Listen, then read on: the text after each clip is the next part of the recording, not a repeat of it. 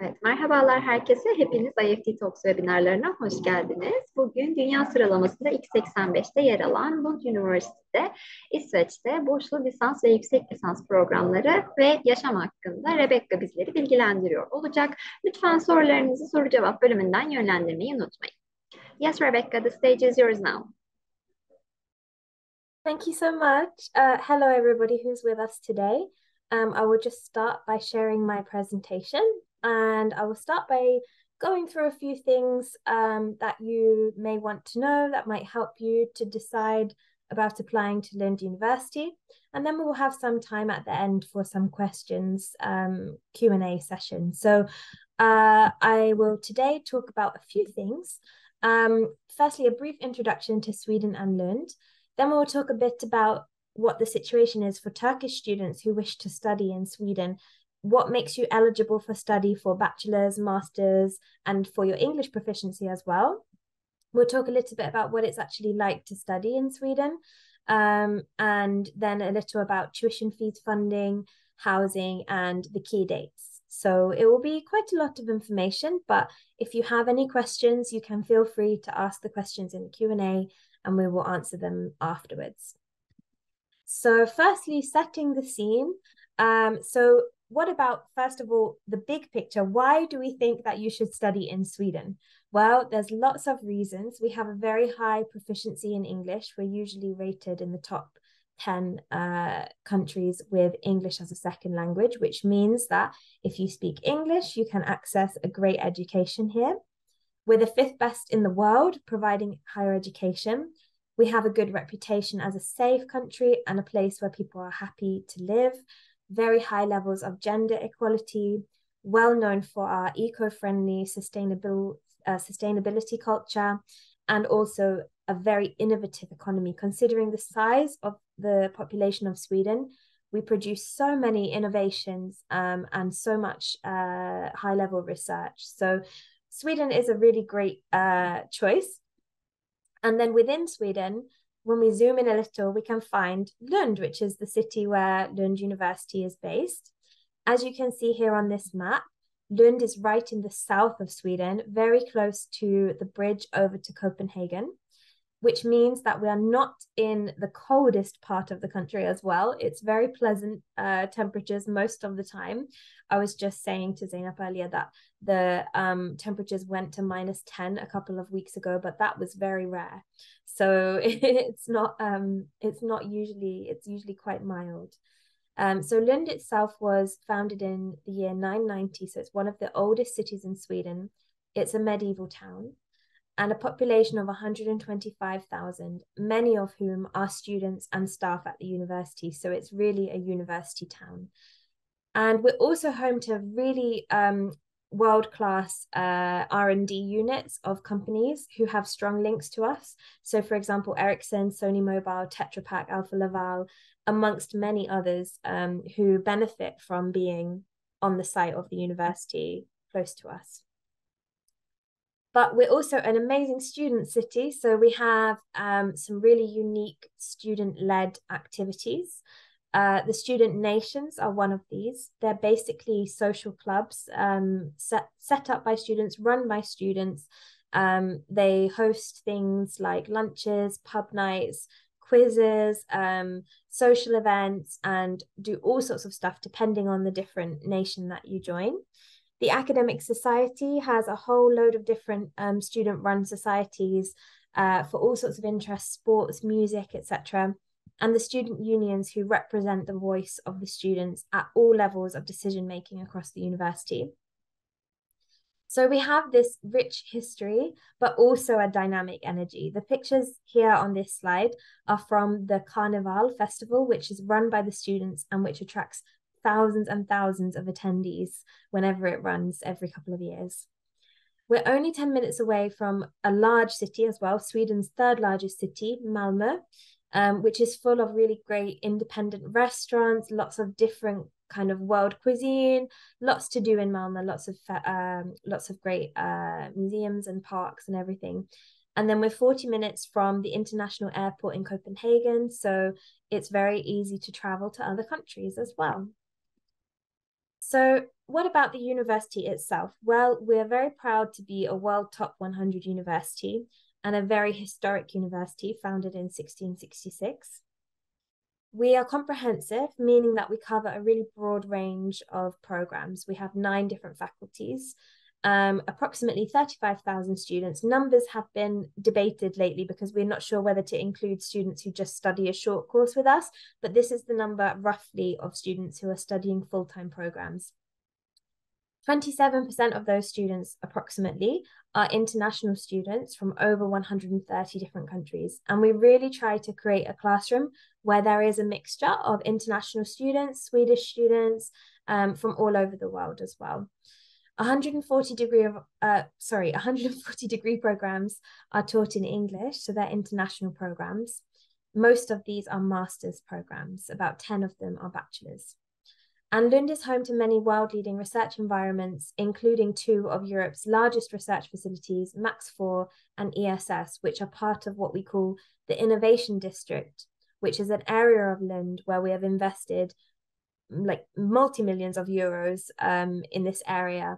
And we're really seeing already that it's going to be an amazing place for future with research and also for innovation and entrepreneurship as well, with lots of startups there. So we're also 8th place in the QS Sustainability World Ranking, so 8th in the whole world for sustainability, which is, as I mentioned, something which Sweden is known for, but which Lund University really takes to our heart. And we are 85th in the world in the QS World Rankings 2024. So we represent a really great value for what you're getting, because you're getting a top 100 institution in a brilliant country, taught in English, for not as much actually costs as you would see in some places, because we're public institutions. In terms of research and career opportunities, we have many international research networks, such as Universitas 21. As I mentioned before, we have the Innovation District with these world-class research facilities. The presence of all of our global companies nearby means that we get a lot of real-life opportunities and connections when you're studying at Lund. So many of our programs offer an internship or a solo project, which can be done in conjunction with a real company. Even completing a thesis in collaboration with a company is sometimes possible, which of course gives you the opportunity to put yourself in front of a potential employer as well, if that's something that you are concerned about. And we have lots of career support, including to find internships or to start a business as well. So what is the study experience like when you're actually in the classroom? This is a picture of a typical lecture hall, but we have a real range of facilities, some of which are quite large and some of which are more individual, reflecting the fact that most of our learning is done in relatively small groups. You'll find that you have a global class environment, so you will come across lots of cross-cultural perspectives and have a chance to build an international network. There are interdisciplinary opportunities. You can take optional extra courses, often in your second year of a master's, for example, which can be in other departments if it's something that you feel adds to your understanding and your knowledge. Generally speaking, most programs take 1 course or subject at a time. So that's really nice because you get to focus all of your attention on one topic for either. Normally the standard is about 6 weeks, but we have some very short courses, which are 2 weeks for an intro course, for example. And then the 20-week long courses are often things like a thesis project, which take a lot longer. But you can focus on just one thing for a short period of time and then move on to the next, which I think personally is a really nice way to learn. Contact time varies, of course. Standard thing for something like engineering, for example, could be 30 hours a week, but a social science program might only require 10 hours of actual contact time a week. However, that doesn't mean that you have less work, because you also, of course, will be filling up the rest of your week with things like group work, projects, and reading if you're on one of the courses with less contact time and more reading time, for example. The most normal thing is to have lectures of about 25 to 30 students, but of course some programs also have lab work, and it's very popular in Sweden to have group work as well. Students are expected to be quite active and take a lot of responsibility. So you're expected to ask when you aren't sure about something, and that will be received well. The teachers like to discuss things. They like to help you. If you can tell them what you need, they will try to do so. So it's open and kind of collaborative feeling. And of course, we have very high quality facilities. Every faculty has their own library. Some programs will have their own labs. And as I said, open and supportive relationships with staff with a first name basis, which is nice and sometimes a bit different from some places. So that's kind of the picture that I want you to kind of think of when you think about Sweden, you think about Lund. And now we're going to talk a little bit about what this is like for Turkish students to apply for studies with us, and the kinds of things that you should know. So I will divide this into bachelor's and master's, because I know that we probably have people with us today who are interested in bachelor's studies and some who are interested in master's. So for bachelor's, you have to have completed your secondary studies. You can see the list here of what that means. And you have to have your final school grades transcript. Admission is based purely on your high school grades. So there's no additional documents or requirements. And when you look on our program pages for bachelor's, you will often see under eligibility a list of subjects. For example, you might see chemistry 2, physics 1, maths 4. And these subjects are referring to the Swedish secondary school qualification. So if you are not sure what that means for you, most of the time, things like physics 2, chemistry 2, the sciences, those kinds of things, they can be met through high school studies. Maths 4 is the only one which sometimes people have difficulty meeting with high school studies. But if you are in a situation where you need to have maths 4 and you don't know whether you're eligible, then you're always welcome to contact us, and I can check for you what that means for your exam board, for example. I'm not an admissions staff, so I can't assess your documents or make any proper promises or that kind of thing, but I can at least help you to understand what that means in your local context as best I can. So feel free to ask us if you have some concerns over eligibility for bachelor's programs. And maybe it's just worth saying as well, we kind of talk about this in two ways: general eligibility, which is met by completing your secondary studies, and then program specific eligibility, which is what I'm talking about when I talk about these specific courses that you have to have done before. I hope that makes sense. Okay, master's programs. You're very welcome to apply with your Lisans diplomacy or your Mühendislik diplomacy. I'm really sorry about my pronunciation, of at least 4 years. A 2-year degree, unfortunately, does not fulfill the requirements. We do not require GRE or GMAT, but again, kind of similar to bachelor's, most programs have specific entry requirements, and usually you should have studied a similar subject before. There are 1 or 2 programs that we offer which are open to many types of students and backgrounds. For example, we have the Masters in Management, which is open to those who haven't previously studied business, and the Masters in Public Health, which is open to all backgrounds. And you can kind of imagine that this is on purpose because they want to attract people from different backgrounds to approach these issues. But the vast majority of masters require that you have very specific previous studies, and this will be stated on the program page. For when you're applying to us for a bachelor's program, we have to have your final grades already. We can't accept provisional or predicted grades. But when you're applying to us for a master's program, you can actually apply in the last year of your bachelor's studies. So we can accept your transcripts up to this point, along with a list of courses that you will complete in your final semester. And then you provide your certificate when you receive it later on. So that's just a difference between the two. In terms of proof of English, unfortunately, you cannot prove your English proficiency with upper secondary studies from Turkey or previous university studies from Turkey. I'm sorry to say that second one is a change from previous years. They've really made it so that only very few countries can actually prove their English proficiency through university studies at this point.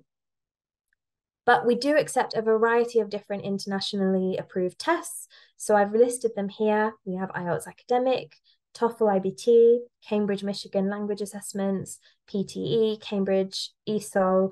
So there are lots of different options. We need to see your proof of English proficiency before the document deadline, which is 1st of February. So that's just something important to note. Okay, on to scholarships and other funding options, because I know that this is a concern for some students. So programs have different tuition fee levels, and they can cost between 130,000 to 250,000 krona, Swedish krona, per year. I've tried to do the Turkish lira calculation here. I hope I got it right. And in terms of when you pay twice a year, so once per semester. The money needed per year to obtain a residence permit as well. So in addition to thinking about the fees, you also have to think about your living costs. And the migration agency expects you to have approximately 114,000 krona in your bank account. Obviously, this can change depending on inflation, etc. You have to check this closer to the time. But that is basically a monthly budget of around 9,500 krona per month to cover things like accommodation, books, transportation, things like this. So it is. I'm just looking at my slide, and I think I missed a zero in this first sentence here, but you get the picture. So anyway, so essentially you have to think about this whole picture. And the tuition fees themselves are listed on each program page because, as you can see here, they vary depending on the program. So funding options, we have something called the Lund University Global Scholarship. All non-EU citizens are eligible to apply, so those who are paying fees.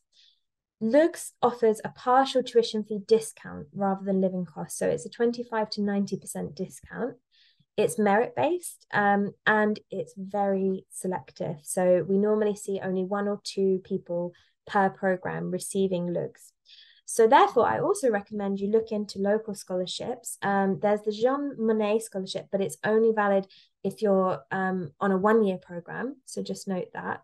And then many students take the Ministry of Education bursary as well. But I understand that, you know, you have to check carefully about the terms of these and what the conditions are. So please do check out our external scholarships page as a place to start your research. But of course, we do recommend that you research the options that you can find locally. Of course, some people take a classic bank loan or rely on savings or funding from friends or family. But of course, you have to think very carefully about a bank loan in terms of the interest and the payment criteria. So these are just some things to consider. We always think that it's best if students have a really clear and solid plan for this. It is possible. Oh, sorry. Yeah, here's a bit more information about LUGS. But as I said, we have a merit-based and also motivation element as well.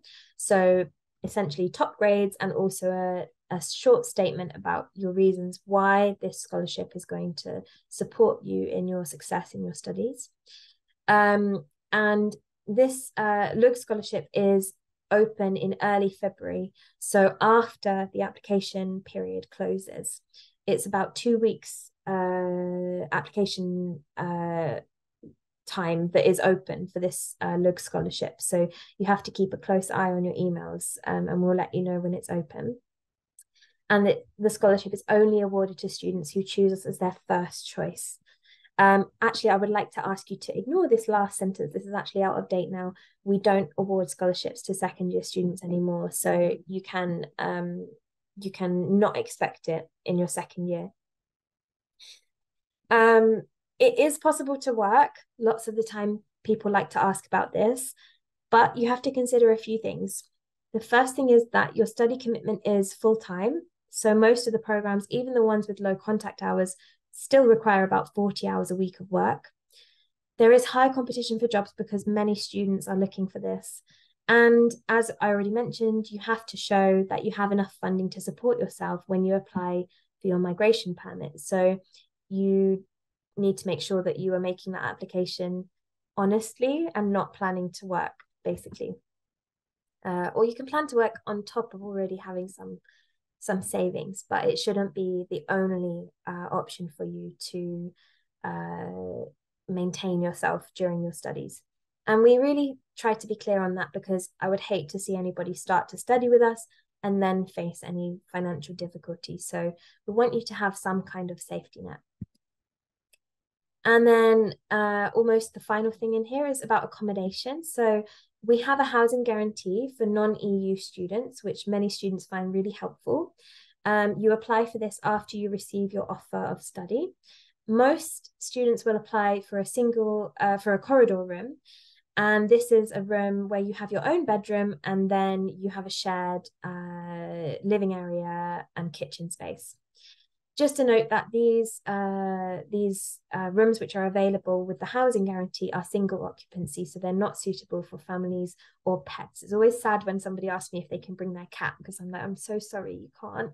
At least not if you want to take LU accommodation, like through the housing guarantee. All of the housing is located pretty close to the campus. I think that maximum it would be like 20 minutes by bike away from wherever you're going to be studying. And they come furnished with basics like the bed and, just not the soft furnishings really, but most things are there. Your rent is between 4,000 to 6,500 krona per month. It is possible to rent an apartment yourself, like without going through this process, but we really, really recommend that if you have the housing guarantee, you use it, because it's much easier to do this than to search for housing by yourself. And tuition fee liable students are covered by a special insurance provided by the Swedish government at no extra cost as well. For health insurance, that's what that is referring to. So you don't need to be concerned about that, but you can also top that up with your own private health insurance if you want to. The policy is on our website. So last little notes here on migration, because we often do get a question about it. And this is just the basics. We will obviously, for those who are applying and receive entry, we'll give you more information closer. But after admission, you pay your first tuition fee installment to us, and then you apply for your residence permit at the migration agency website. It costs 1,500 krona, and that's not refundable. The current estimate on the timeline is about 4 months. You have to visit the Swedish embassy. I'm sorry, this was copied over from my UK presentation, which I gave yesterday, and I did not update that that word. I apologize. So it's not in London, in Turkey. And we expect you to need either travel authorization or to have your new residence card to enter Sweden. So sorry for that slip up there. Okay, last key things to note. The deadline to apply for studies is 15th of January. This is your deadline to select your courses and put them in your basket on universityadmissions.se, and also rank your courses in order of preference. And then you have another 2 weeks to make sure that you've paid your application fee and that you've submitted any additional documents. But of course, we really advise that you submit those documents as soon as possible, because if you submit the documents and pay the fee, then it is possible that the admission staff will start to already look at your application now, and then they will be able to let you know if something is missing. And you can see here you get your results in March if you are a master's applicant, and in April if you're a bachelor's applicant. So that's the exciting date there. And final top tips, make sure you check on the program page for any additional program specific documents which are required, like statement of purpose. This is only for master's applicants, but some programs do require extra documents at master's level. And I'll skip that one. And I think that was everything from me. So I hope that we covered there enough information to start you thinking about this and start you thinking about what you need to know for this application process. So I'll now stop sharing my screen and we can have a look in the Q&A. Okay, great. So I think that some of these questions I hopefully answered during the presentation, but I will be happy to just reiterate. So accommodation opportunities is the first question here. And as I said, if you're a non-EU citizen, you have a housing guarantee and you have options including a corridor room, which is a single bedroom with a shared kitchen and living space. There are also studio apartments and private apartments, but they are obviously more expensive. So it's up to you which one you choose as your priority, and they will try to match you with the one that you chose as your top choice. I hope I've answered the question about the admission conditions. As I said, there are certain eligibility conditions to study in Sweden in general, but there are also specific requirements for each program, and you have to check on the program page to see what those requirements are. And then finally, you also have to show your English proficiency. So those are the main things in terms of eligibility. Just a note on this topic as well, there is no minimum GPA, like no minimum grades for entry. What happens is that everybody who is eligible, we label you as qualified, and then all of the qualified applicants are given a ranking in terms of their merit score, and then the top students receive a place. So what that means is that there is no specific GPA because it depends every year on how many students apply and what their academics are like.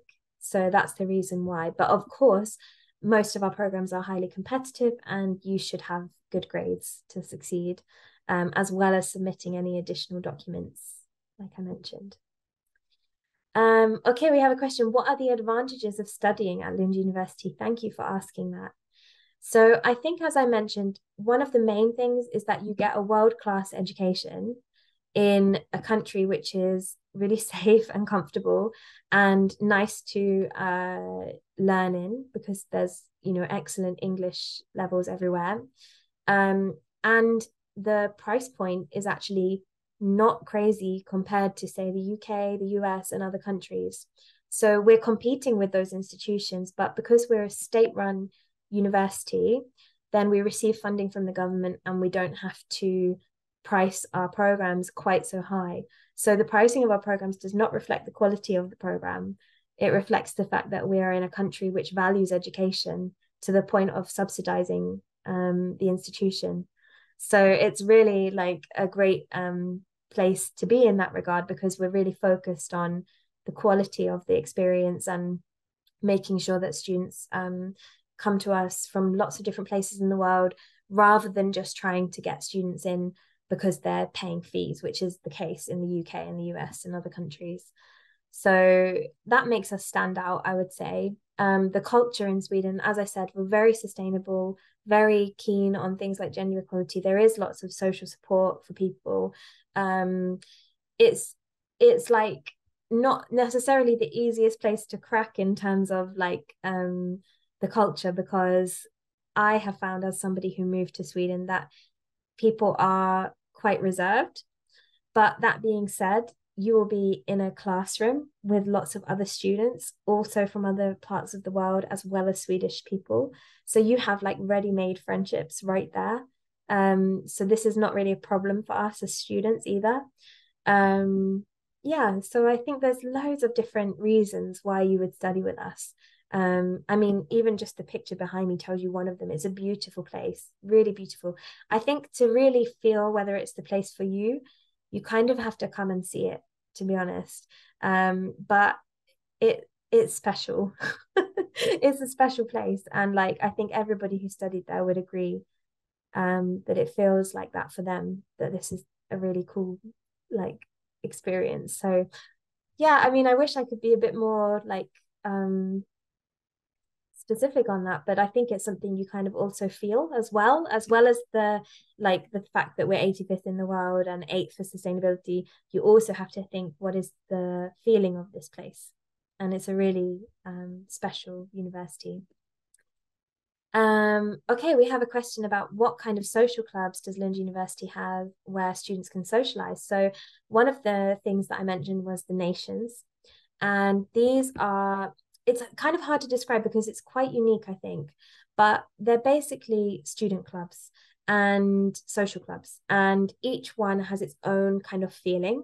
They have their own buildings, and in those buildings, they often serve food for quite reasonable price because it's made by students for students.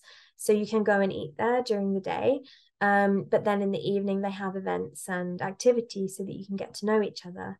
So that's really one of the best social options, I would say, is the nations.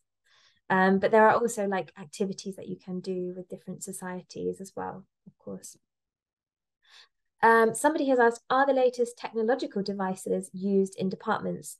Yes, we have very good funding and facilities for those kinds of things. So one of the reasons why, for example, some of the programs charge more fees is partly to reflect the fact that they use a lot of technology and resources, and the fees go towards that. So, for example, our architecture program is one of the most costly, but that's because we have access to an awful lot of technology and resources and programs that you can use. So it's definitely not a situation where we're like scrambling to get the latest technology. We're the ones using it and progressing it, really. I mean, recently you may have heard that one of our professors, Anne Lullier, won the Nobel Prize for Physics with her work on attoseconds. And this is an example of where we're really pushing technology forward, because she came to Lund in the first place because of our technology 20 something years ago, and we're still pushing it and pushing it further and further. So I hope that answers that question. Okay, we have a question. How is the social and financial life in Sweden? Great question. Thank you. So, as I mentioned, there is a stereotype that Swedish people are a bit reserved, and it's based in some kind of truth, because I think that it might just be because in Sweden we have a lot of space. So people don't really want to be like really close up together all the time. Like if you're on a public transport, like a train, which is very good in Sweden, people tend to spread out and like sit far from each other and things like this. So there is something to this. However, all of the students that I've ever met and talked to say that when you speak to people, they're always friendly to you. They're always like nice. You can make good connections and good friends. It's just that maybe you have to make the first move a little bit. And as I mentioned, you will be with other international students who are also in the same situation. So it makes it really easy to like make those connections, I would say. Financially, we have like the estimate from the migration agency of about €950 per month, or €900, I think it is when you do the conversion, because it's, yeah, even maybe 850. But anyway, I would say that that's quite realistic, because when you take into account your accommodation and other costs, then I think it's right. But you can get by on a bit less if you're very smart and you cook a lot at home and you don't eat out. The main challenge financially is that eating out is expensive, and like taxis and things like that are really expensive. But if you're just making sensible choices, then I would say it's not as expensive as some people might think. So we do have like this estimate budget of around it's 9,500 krona, which I think is about €850 per month, if that helps. Okay, we have a question here. After graduation, will I find a job easily around Sweden or the EU? Well, this really depends a lot on your program, because I think that most people who study, for example, social sciences, will tell you that the general picture for work after their programs can be a bit challenging. So if you're studying a program which is maybe not the most highly employable, then that might be a bit of a challenge.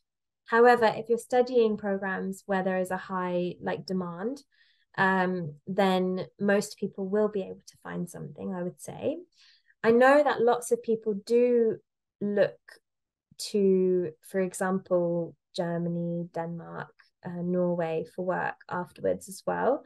If you want to stay in Sweden, then I would definitely recommend learning Swedish, because although studying is absolutely perfectly fine without any Swedish, because it's a very English speaking town and an English speaking institution, if you want to stay and work, then there are some job sectors where it will be highly beneficial to speak Swedish. So it just depends on your area of work, I would say. But we do have a very, very good reputation, especially within Sweden. So being a Lund graduate maximizes your chances for sure.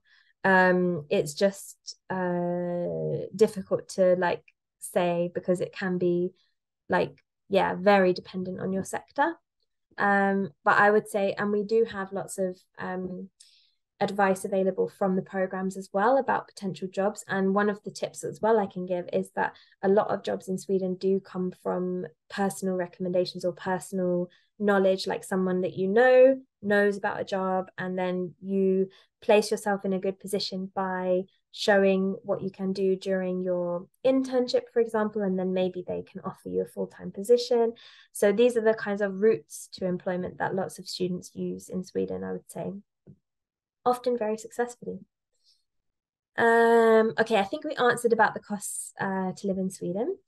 We have a question here: how is transportation around the city and the country? I can say it's excellent. It's really, really solid. I mean, like even the smallest villages, many of them do have a local train station, and the buses are very regular. It's like every 10 minutes you have a tram or a bus, even more in some places. And they're very reliable. The transportation is very accessible, so the trains will have like an accessible carriage where you can enter with bags like luggage, but also for strollers, bikes, and wheelchair users. So it's really like a very accessible and easy place to get around by public transport. And you can get with your student card, you can actually get a discount on public transport, a 30% discount, which is obviously really significant. So many students choose to get a month pass and they just hop around by bus everywhere. But also it's really common in Lund for students to get a bike, and then you can cycle around in the town as well. Somebody has asked, do you offer scholarships for international students, including Turkish students? I hope that my presentation answered that. The LUG scholarship is for all non-EU citizens. So everybody who's a non-EU fee-paying student can apply for that. We don't offer any additional scholarships specifically for Turkish students, but I mentioned a couple of names of scholarships which I know are specifically for Turkish students during the presentation. So you're very welcome to check on our webpage, on our external scholarships page, for those details, if that's helpful for you. Okay, we have a question. What GPA do you need to get into Lund? Is 2.8 good enough to apply? So we usually, as I already explained, we don't have a specific GPA cutoff. We usually say we expect students to have around 3 or above, and many are applying with a much higher GPA. But you can still be welcome to apply. I just can't guarantee your chances. It depends on the program that you're applying to and what other students are applying. So it's impossible to really say. Similarly, we have another question here. What is the acceptance rate for Lund University? And that's also really impossible for me to say, because it varies so wildly across the programs. We have some programs where it's heavily oversubscribed. International Business Bachelor's is probably the most popular program in the whole of Sweden. And so as a result, you have a high waiting list for that program. But there are some programs which are very niche, some of the science programs, even like the physics programs. Some of them are so specific with the previous research field that you should have been in, that it means that the number of qualified candidates is relatively small. So there are some programs which are so niche that there are less candidates available in the first place for the program. So it just really is impossible to say, because some are so highly competitive. I would say you're always going to be competing for a place. There's no program where you're going to walk right in at Lund University because of our reputation, but there are programs which are very, very, very, very popular, and some which are less so. So it's really hard to say, sorry. Okay, someone has asked, would I be able to do a double major as a bachelor? I don't believe that this is possible. For one thing, on university admissions, you can only apply for one program at a time. And for another thing, I don't think that we have any joint programs where you can major with another university, for example. Sometimes this phrase double major, people use it in different ways. So I apologize if I've misunderstood what you mean. Some people mean, can I take two programs simultaneously and get a double major? In which case, no, you can only have one program running at any time. Some people mean, can I take with two different institutions and receive a double degree? Unfortunately, no, not at bachelor's. At master's, we have some joint programs where you can do this. In terms of if you want to, for example, study physics, but you also want to study some additional geography on the side or something like that, it is possible to apply for additional courses which you can study alongside your degree, but they usually will not be able to be integrated into your degree unless they are part of a pre-arranged elective. So if you're just doing them on top and you're not telling your teachers about it, it usually won't contribute to your overall degree. But if you're doing it as part of a semester where you are free to choose whatever courses you like, then of course it will be integrated into your degree, but it won't give you a double major, I don't think. So, but you can still study more than one subject at a time in that way, if that makes sense. Okay, we have another question. Does Lund University offer networking and career opportunities to its students? Yes, we do. We have the Career Centre and they offer talks and also a fair and things like this where you can meet potential employers. But also we do have some networks, student-run networks, which are professional networking opportunities as well. So we have it both on the student-led side and also the staff-led university-run side as well. You can check out our website under the careers section if you want to read a little bit more about that. So there's a question here, which programs are available for international students? I can maybe ask Zainab whether she could just link to our normal website here because our program pages are all on there. We have over 140 programs and most of those are master's programs and they're in all different areas. So for example, we have loads of different science programs, we have engineering, we have architecture, area studies, social science, humanities, including languages. So I think you'll find most areas that we cover, a couple of medical science programs. We don't really have, we have lots of business programs, a couple of law programs. So that's why we call ourselves a comprehensive university, because we do have an awful lot of different options for you. Okay. So yeah, someone has asked, could you mention about the fees for engineering departments for masters? So actually you need to go to our website and to the engineering programs in order to check what they are, because they vary depending on the program.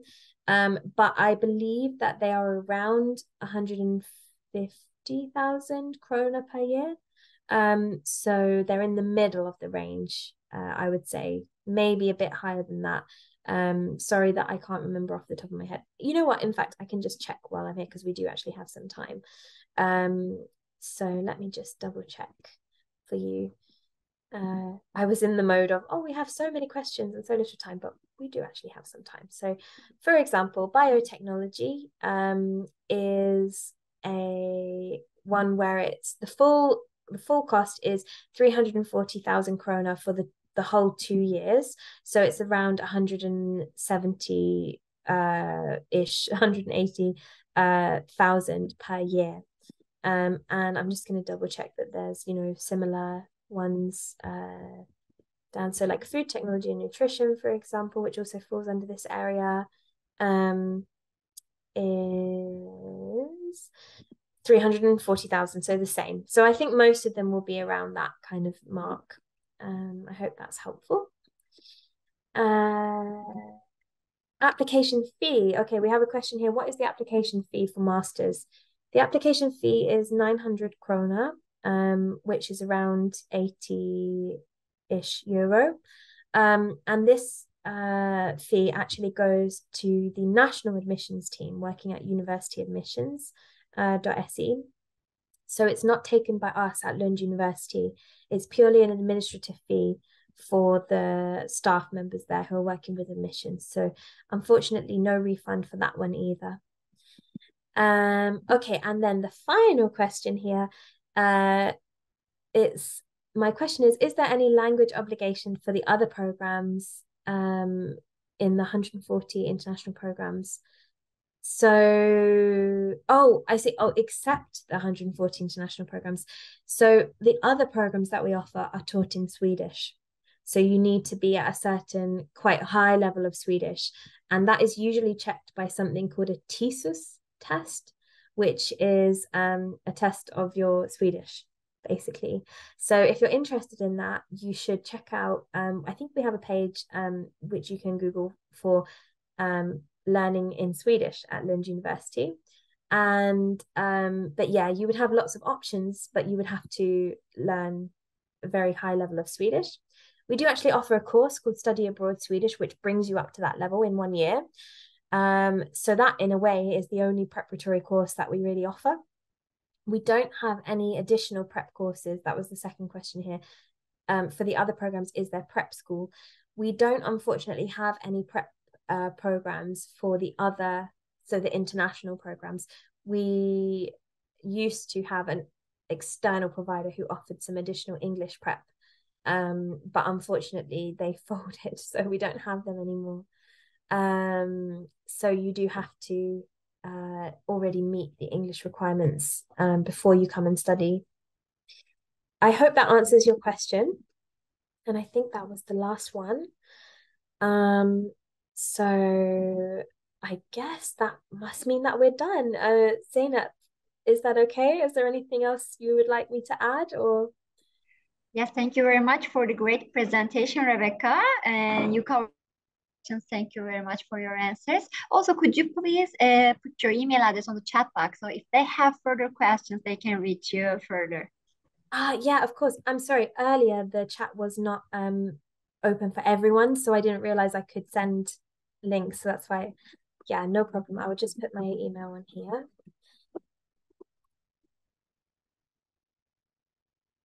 There we go. I hope everybody can see that one. Yes, thank you very much again. No problem.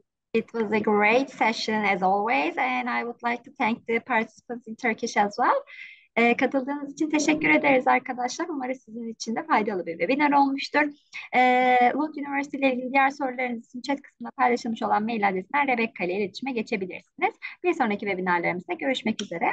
Thank you very much again, Rebecca. It was a pleasure to have you in IEFT Talks. Thank you very much. Bye bye. Take care. Bye bye.